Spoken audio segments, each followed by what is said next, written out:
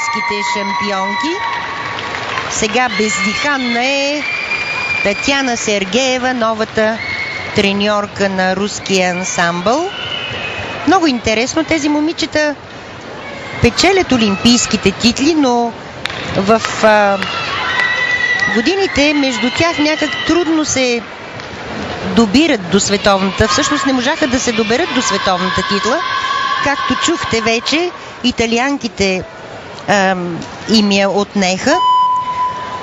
И то не успяват, защото допускат грешки.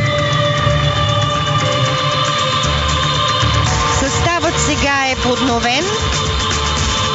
Две от гимнастичките са на 16, другата 18, 19, най-възрастната Пушкина на 20 години. Излизане извън очертанията.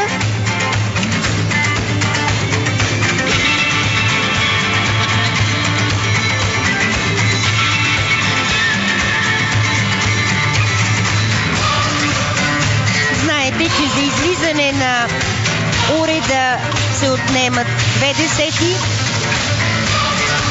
За излизане на състезателката, когато има опора с част на тялото, още 2. И оттам нататък се нанизват намаления за нарушаване на рисунъка, евентуално непризнаване на трудност, намаляване оценката за артистичност.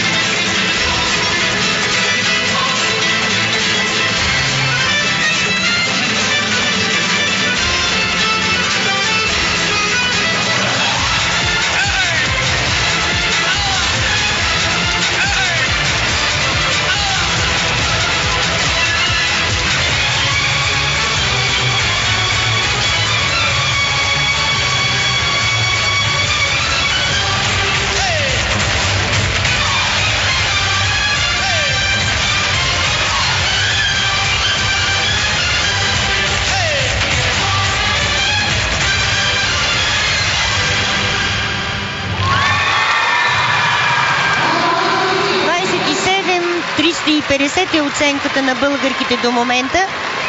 Най-високата до този момент на състезанието, ако не бъркам. Резултатът на Беларус 26-150. Грешка на рускините. Интересно се развива това състезание за многобоя на ансамблите. Световна купа е единствената от 10, категория А. Останалите турнири бяха в Монреал през януари, през март в Песаро, Италия, през април в Каламата, Гърция, Нижни Новгород, Русия. Той беше само